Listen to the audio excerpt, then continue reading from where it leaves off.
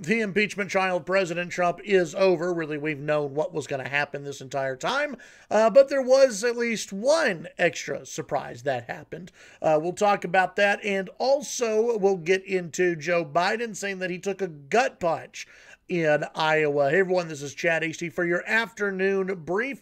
You can always tune in to the Chad Hasty Show weekday mornings, 8:30 to 11 a.m. Central Time on News Talk 95.1 FM and 790 a.m.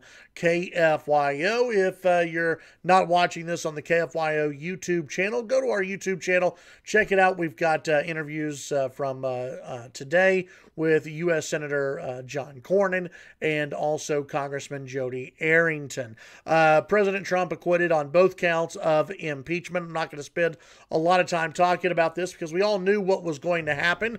He was acquitted. A lot of people on social media sharing the acquitted forever. Now, do want to remind you, this ain't over, okay, folks?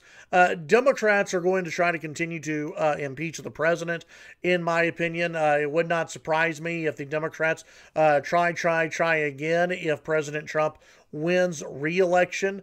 Now, remember, it's dicey terrain because President Trump's numbers have been going up. Meanwhile, the support for an impeachment has been going down. The only real surprise in this, well, a couple. Joe Manchin, Democrat out of West Virginia, did not vote to acquit the president. Instead, he voted to convict the president. I was pretty shocked by that. And then Mitt Romney, Republican senator out of Utah, voting guilty on the first count of impeachment, not guilty on the second count of impeachment. But Mitt Romney wanted to convict the president and wanted to impeach the president. And we'll see if that comes back to bite him later on. But President Trump acquitted on both counts of the impeachment articles. And now we move on as a nation. By the way, as of this recording time, 3:48 in the afternoon Central Time, still waiting for the full results from the Iowa caucuses. This is unbelievable. This is just pathetic that we don't know the full numbers out of the Iowa caucuses. In fact, right before I began this broadcast on Twitter, the Iowa Democrats said that, hey, you know what? We messed up a small batch of numbers, and we're going to have to get those numbers back to you and issue a correction here in a little bit. It's an absolute dumpster fire for the Democrats in Iowa, and we'll see if maybe we get full numbers by tomorrow morning. I don't know, but this has certainly been just embarrassing for the Democrats. Either way, it's going to be Pete Buttigieg and Bernie Sanders who come out on top in Iowa. Looks like it's going to be fairly close there in that state, and they're both going to have momentum moving forward. Speaking of that, Joe Biden, the former vice president, telling folks in New Hampshire that his campaign took a gut punch in Iowa, says he's not going to sugarcoat it, then went on the attack against Pete Buttigieg and also Bernie Sanders. And I actually think that Bernie Sanders is his main opponent here.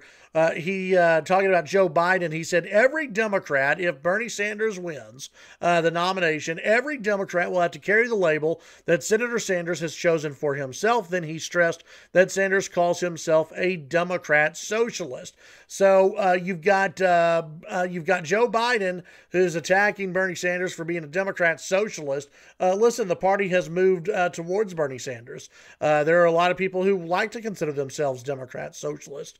I don't think the majority of America wants Democrat socialism, or what it's really called, socialism, but you have many in America who like what Bernie Sanders is saying, and the party has definitely moved in his direction. In fact, Joe Biden has moved in the direction of Bernie Sanders.